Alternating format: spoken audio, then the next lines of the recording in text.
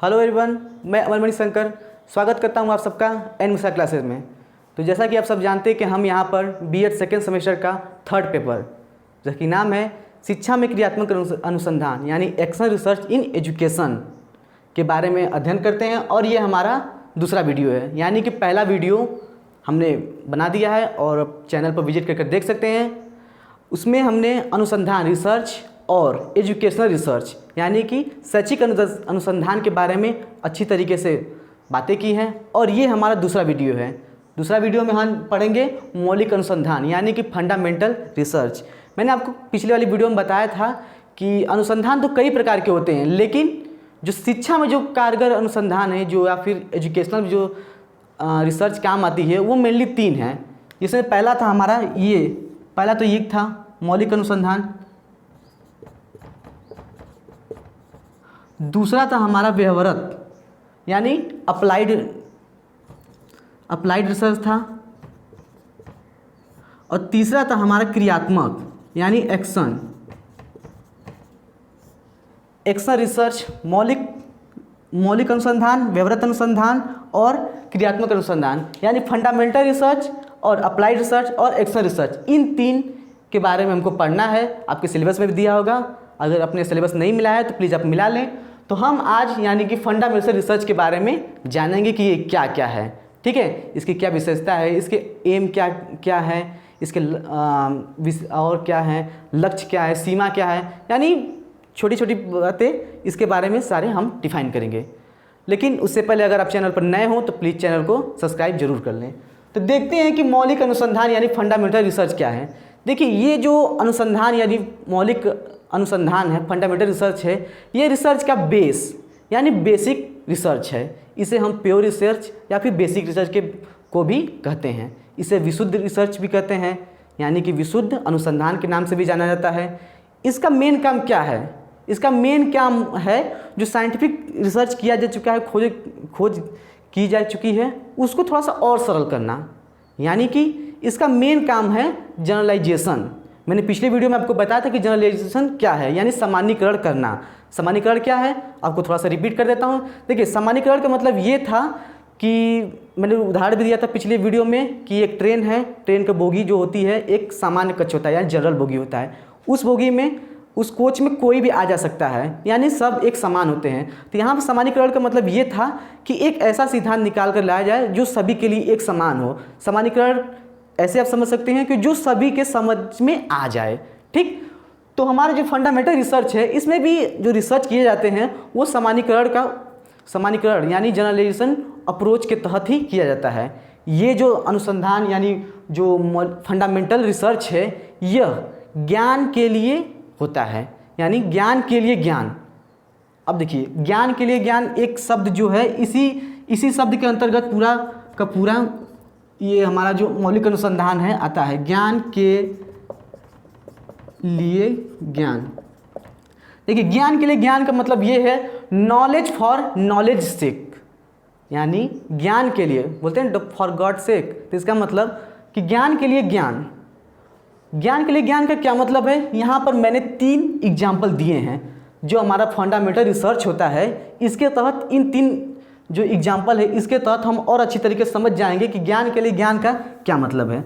सबसे पहले हम इस थार्नडाइक वाला देखते हैं। थार्नडाइक द्वारा प्रतिपादित अधिगम के संबंधवादी सिद्धांत यानी connection is a theory of learning principal bye Thorndike. Thorndike का अगर आपने सिद्धांत नहीं पढ़ा है तो बीएड फर्स्ट सेमेस्टर में आपका उसमें दिया गया है मनोविज्ञान के विषय में, और नीतीश सर ने बहुत अच्छी तरीके से पढ़ाया है। तो अगर आपने नहीं पढ़ा है तो जाकर प्लेलिस्ट में मनोविज्ञान की एक क्लास देख सकते हैं। हाँ, अब ये एक बात और थोड़ा सा सूचना दे दूं कि आप लोग जैसा कि जानते हैं कि कोरोना का काल चल रहा है, तो आप सबकी परीक्षा फर्स्ट सेमेस्टर की होगी नहीं होगी, तो ये बात अलग बात है। लेकिन अगर आप जानकारी रखे रहेंगे तो आने वाले परीक्षाओं में, आने वाले समय में जरूर काम देगा। मनोविज्ञान का तो मस्ट ही समझ लीजिए। अगर जो बीएड फर्स्ट सेमेस्टर में मनोविज्ञान अच्छे तरीके से पढ़ लिया, वो मेनली आने वाली जो टेट के एग्जाम्स हैं उनको बहुत बेहतर तरीके से समझ सकता है। देखिए, थार्नडाइक का जो सिद्धांत था वो जो प्रयोग किया था उसने किस में किया था? बिल्ली पे किया था। ज्ञान के लिए ज्ञान का मतलब क्या है आप ये समझिए। देखिए, एक ज्ञान है कि क्रिकेट खेलना, ये हमें ज्ञान प्राप्त है, लेकिन कैसे खेला जाता है ये हमें नहीं पता है। ठीक, ऐसा ही यहाँ पर रहा था थर्नडाइक द्वारा प्रतिपादित अधिगम का सिद्धांत में क्या था, बिल्ली का कि प्रयास और त्रुटि का, यानी ट्रायल एंड एरर का जो सिद्धांत उन्होंने दिया था, बिल्ली पर जो रिसर्च किया था। बिल्ली को एक कमरे में पिंजरे बंद कर देते हैं, उसके सामने दाना डालते तो बिल्ली बार बार इधर उधर करती रहती है और किसी तरह खटका खोल देती है, यानी बार बार प्रयास करती रहती है, त्रुटि भी होती है कि जरूरी थोड़ी ना कि वो हमेशा खटका दबा देती है। तो वो ये था कि बिल्ली जो है वो प्रयास और त्रुटि के द्वारा वो काम करती है। हमें एक बात का ज्ञान है कि हमें चम्मच से खाना खाते हैं, छोटे बच्चे, अच्छा चम्मच नहीं, आप चाकू और चम्मच से, आपको तो नया फैशन आ गया चाकू चम्मच से। अगर आपने कभी चाकू चम्मच से नहीं खाना खाया होगा तो मैं दावा कर सकता हूँ आप नहीं खा सकते हैं, उसका एक अलग टेक्निक होता है। तो ये तो हमें ज्ञान है कि हाँ चाकू चम्मच से खाना खाया जाता है, लेकिन कैसे खाया था इसका ज्ञान नहीं पता। तो बस यही से को हम यानी कि सामान्य कर देते हैं वैज्ञानिक फंडामेंटल रिसर्च के द्वारा कि कैसे इसको खाया जाता है चाकू से या फिर चम्मच से खाना कैसे खाया जाता है। क्रिकेट खेला जाता है, देखते हैं कि हाँ क्रिकेट खेला जाता है, लेकिन जानते नहीं कि क्रिकेट खेलते कैसे हैं। होता है ना, बताओ क्रिकेट खेलने के लिए कोचिंग दी जाती है, इसका मतलब ये है कि ज्ञान तो है कि हाँ क्रिकेट खेला जाता है, क्रिकेट ऐसे खेला, लेकिन ये नहीं पता क्रिकेट किस व्यवस्थित तरीके से खेला जाता है। ठीक, तो वो यही है ज्ञान के लिए ज्ञान। और अगला देखिए ये है बीएफ स्किनर द्वारा प्रतिपादित सक्रिय अनुबंधन सिद्धांत। इसमें क्या था कि वह कबूतर चूहों पर किए थे। उसमें भी था कि हम कोई भी काम करते हैं, चाहे पढ़ाई कर रहे हैं चाहे खेल रहे हैं, क्यों कर रहे हैं ये तो ज्ञान है कि मैं ये काम कर रहा हूँ, लेकिन क्यों कर रहे हैं ये इसका ज्ञान नहीं है। देखिए मेन काम जो ज्ञान के लिए ज्ञान है उसको इन सब पर बेस्ड माना गया है, इसलिए इसका उदाहरण यहाँ पर दिया गया है। तो मैं बोल रहा हूँ क्या कि ये तो जानते हैं कि ये काम मुझे करना है, पढ़ाई कर रहे हैं, खेल रहे हैं, लेकिन क्यों खेल रहे हैं, मोटिवेशन हमें मिलता है, कोई लक्ष्य उसका निर्धारित किया गया है कि मुझे ये प्राप्त करना है, पढ़ाई करेंगे तो हमको अच्छी जॉब मिलेगी, अच्छी लाइफस्टाइल मिलेगी। ठीक है, ये है कि ज्ञान है मुझे खेलना है, लेकिन ये ज्ञान नहीं क्यों खेलना है। तो उसी को बीएफ स्किनर जी ने बताया था कि नहीं, एक मोटिवेशन आता है अंदर से। कबूतर चूहा वाला अगर आपने, मैं फिर से बता रहा हूँ कि उसमें भी नीतीश सर ने बहुत अच्छी तरीके से बताया है कि जो बीएफ स्किनर ने जो अपना प्रयोग किया था कैसे कैसे किया था, उसको आप और बहुत अच्छी तरीके से देख सकते हैं। उसमें इन्होंने बताया था कि जो चूहा है उसके सामने दाना डाल देता है, कबूतर के सामने दाना डाल देता है, वो उसको देखकर मोटिवेट, उसको क्या है, उसका लक्ष्य क्या है, भोजन प्राप्त करना, और जो उसको भूख उसकी मिटानी है, उसका लक्ष्य मुझे भूख मिटाना है, और जो भोजन है वो उसको मोटिवेट करती है। तो वो इधर उधर पिंजरे में घूमती रहती है, एक खटका दब जाता है, खट की आवाज़ आती है और वो उससे फिर बाहर निकल कर खाना खा लेती है। तो इसका मतलब ये है कि उसको ज्ञान था, हमको ज्ञान है कि ये काम करना है, लेकिन हमको ये ज्ञान नहीं है कि क्यों करना है। तो हमको इसलिए करना है क्योंकि हमको मोटिवेशन प्राप्त मिलता है किसी चीज़ से, और हमको इसलिए करना है क्योंकि मैं आने वाली ज़िंदगी में अच्छे तरीके से अपना जीवन लाइफस्टाइल बिता सकता हूँ। ठीक, इसी तरीके से जीन पियाजे द्वारा प्रतिपादित जो संज्ञानात्मक विकास का जो सिद्धांत था, हम ये जानते थे कि बच्चे इस एज में ऐसे होते हैं, ज्ञान था कि इस एज में ऐसे होते हैं, लेकिन ये ज्ञान नहीं था कि क्यों होते हैं, ये ज्ञान नहीं था कि क्यों होते हैं। तो इसी को जीन पियाजे जी ने अपने बहुत ही मेहनत द्वारा अपने बच्चों के साथ इन्होंने रिसर्च किया था, इसके द्वारा प्रतिपादित किया, एक सिद्धांत निकाला जिसको हम cognitive development theory of Jean पियाजे के नाम से जाने जाते हैं। उसमें इन्होंने बताया कि नहीं, इस एज में ऐसे होता है, इस एज में ऐसे होता है, इनका मानसिक एज रहता है, ये एक साइंटिफिक माना गया है। हमें तो ज्ञान था कि बच्चे क्यों बिगड़ते, पहले के ज़माने में सोचते थे कि अरे यार ये पिछले साल तक तो ठीक था, इस साल इतना बदमाश क्यों हो गया, इस साल इसके दिमाग मेरी बात क्यों नहीं मानता है। तो ये ज्ञान था कि हाँ बच्चे ऐसे होते हैं, लेकिन क्यों होते हैं ये नहीं पता था। तो वही हमारा फंडामेंटल रिसर्च जो होता है वो ज्ञान के लिए ज्ञान लाता है, हमें ज्ञान है उसके लिए ज्ञान लेके लाता है। ठीक, तो ये हमारा फंडामेंटल रिसर्च इसी बात पर बेस्ड है। उम्मीद है आपको कुछ बात समझ में आई होगी। अब हम इसके थोड़ा सा विशेषता के बारे में जाने, विशेषता जान जाएंगे तो और अच्छी तरीके से समझ जाएंगे कि फंडामेंटल रिसर्च का विशेषता क्या है, और शायद और अच्छी तरीके से आपको समझ में आया है। तो आइए देखते हैं कि इसकी विशेषता क्या है।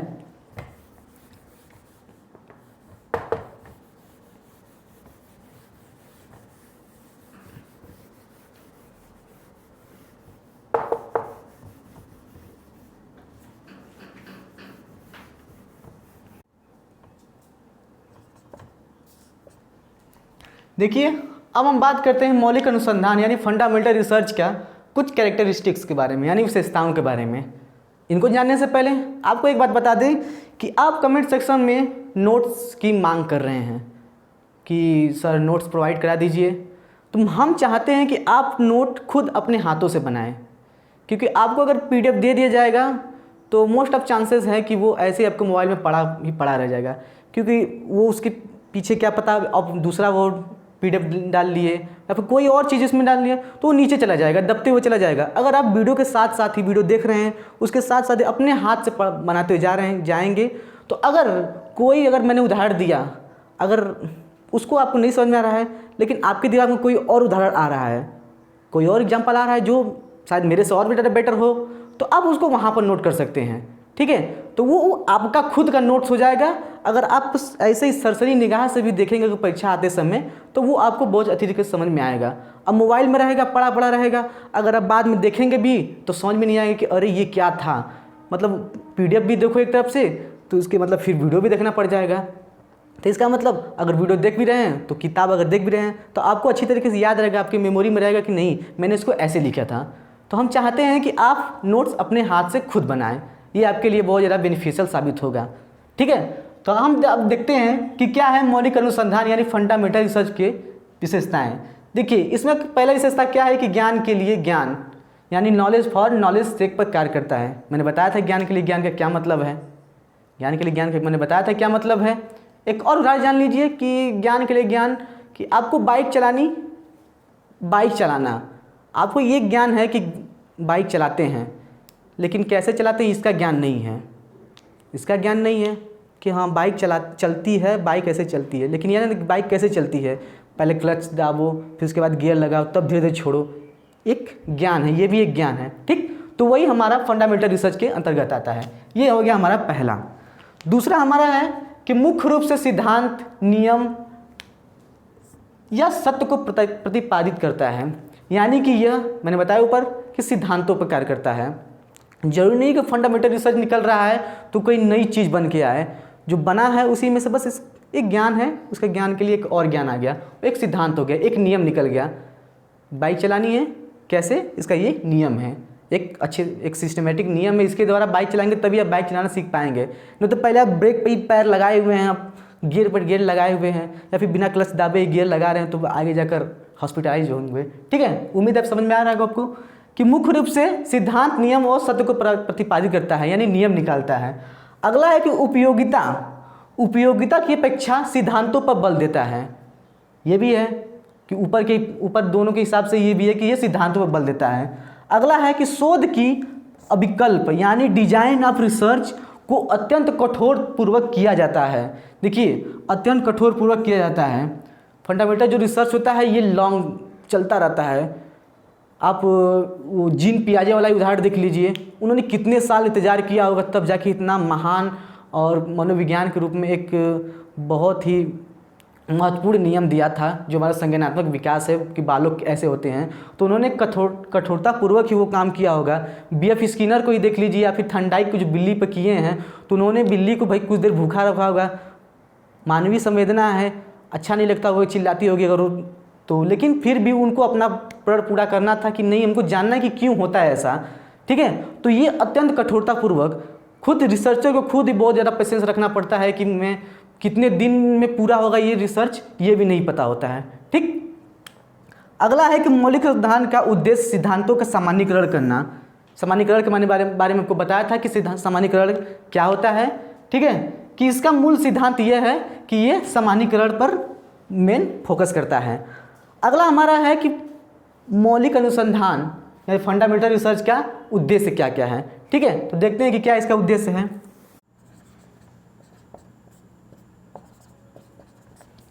देखिए, अब हमारा जो मौलिक अनुसंधान यानी फंडामेंटल जो रिसर्च क्या है, देखते हैं कि क्या एम ऑफ फंडामेंटल रिसर्च, इसका मुख्यतः जो एम है, इसका जो मुख्यतः उद्देश्य है वो क्या है। वो ये है कि क्यों अथवा कैसे जैसे प्रश्नों का जवाब खोजना। ये काम क्यों हो रहा है, मैंने बताया कि चम्मच से खाया जाता है तो क्यों खाया जाता है ये पता नहीं था। ज्ञान तो है कि हाँ चम्मच छुरी कांटा से खाया जाता है, लेकिन कैसे खाया जाता है नहीं पता। चॉपस्टिक से खाते हैं, लेकिन कैसे खाते हैं नहीं पता।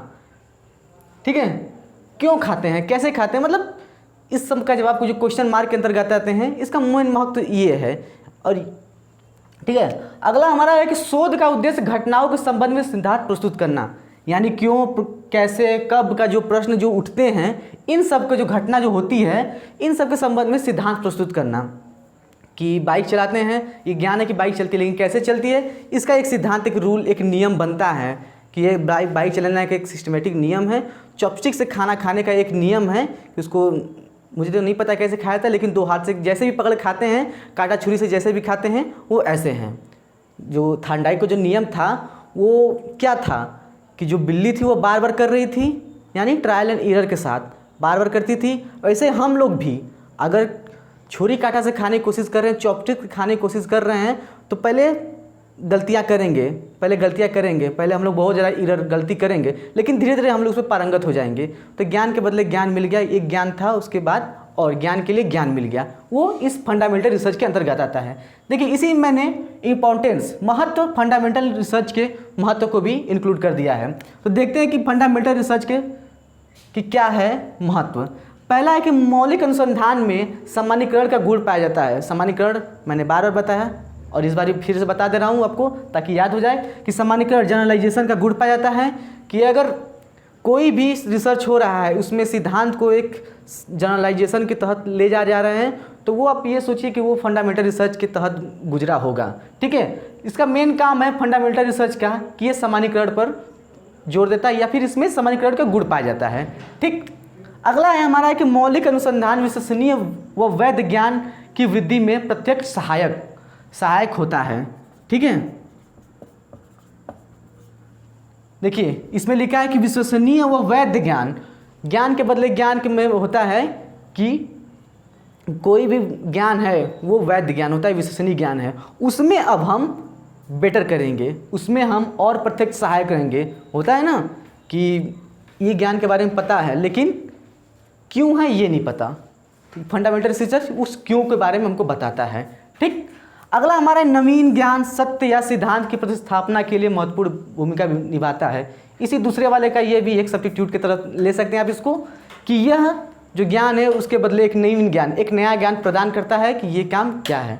ठीक है, तो ये बात रही हमारा एम्स ऑफ फंडामेंटल रिसर्च और इंपॉर्टेंस ऑफ फंडामेंटल रिसर्च। अब हम देखते हैं कि लिमिटेशन, कोई भी चीज़ है उसकी सीमाएँ, लिमिटेशन जरूर होती है। तो पहली जो फंडामेंटल रिसर्च की सीमा ये है कि शिक्षा जैसी चीज़ों में कम प्रयोग देखने को मिलती है। क्यों? क्योंकि ये व्यवहार जो शिक्षा जो चीज़ है, अगर कोई भी समस्या हो रही है तो उसको तत्काल निवारण चाहिए, लेकिन फंडामेंटल रिसर्च क्या मांगता है? टाइम। इसलिए इसका यूज बहुत कम होता है। मैक्सिमम हम लोग अप्लाइड रिसर्च के देखते हैं कि अप्लाइड रिसर्च, और उसके बाद तो अब तो एक्शन रिसर्च आ गया है, जिससे हम आने वाली वीडियो में खूब सिस्टमेटिक ढंग से पढ़ेंगे कि अप्लाइड रिसर्च क्या है और एक्शन रिसर्च क्या है, जिसके बारे में हम पढ़ेंगे। तो ये दोनों आ गए। तो शिक्षा के क्षेत्र में इसका उपयोग बहुत ही कम, यानी निम्न के बराबर देखने को मिलता है। ठीक, और इसका दूसरी सीमाएं के तहत अगर देखेंगे तो ये है कि ये डे बाय डे, यानी कि दिन प्रतिदिन में आने वाली समस्याओं का भी निवारण नहीं कर पाता है, या फिर उसमें प्रयोग नहीं किया जा सकता। कोई भी समस्या आ रही है, क्यों नहीं प्रयोग किया जा सकता? क्योंकि यह, इसका एक और लिमिटेशन आपको बता देते हैं कि यह धन और समय का अत्यधिक खर्च करता है। मैंने शुरू में उदाहरण बताया था आपको कि जो जीन पियाजे के ले सकते हैं, स्किनर या फिर थॉर्नडाइक के ले लीजिए, तो उन्होंने कोई भी सिद्धांत निकाला है तो ऐसे ही थोड़ी निकाला है, उसमें बहुत ज़्यादा समय दिया उन्होंने। तो कितना ज़्यादा समय लगा, कितना ज़्यादा धन लगा उन लोग का। तो ये जो हमारे जो तत्काल जो समस्या हल करने की जो शिक्षा में इस समय ज़रूरत है, कोई भी अगर शिक्षार्थी को समस्या आ रही है तो इसके लिए वो सहायक नहीं है, क्योंकि ये बहुत ज़्यादा समय और धन की मांग करता है। ठीक है, यही है इसकी सीमाएं मान सकते हैं। और उसके सब्स्टिट्यूट के तौर पर अप्लाइड रिसर्च और एक्शन रिसर्च को देखा जा रहा है, जिसे हम आने वाली वीडियो में पढ़ेंगे। तो आज हमने अध्ययन किया मौलिक अनुसंधान यानी फंडामेंटल रिसर्च के बारे में। उम्मीद है कि आपको पसंद आया होगा। अगर पसंद आया हो तो please press the like button, और अब चैनल पर पहली बार विजिट कर रहे हो तो चैनल को सब्सक्राइब जरूर करें। मिलते हैं नेक्स्ट क्लास में, तब तक के लिए धन्यवाद।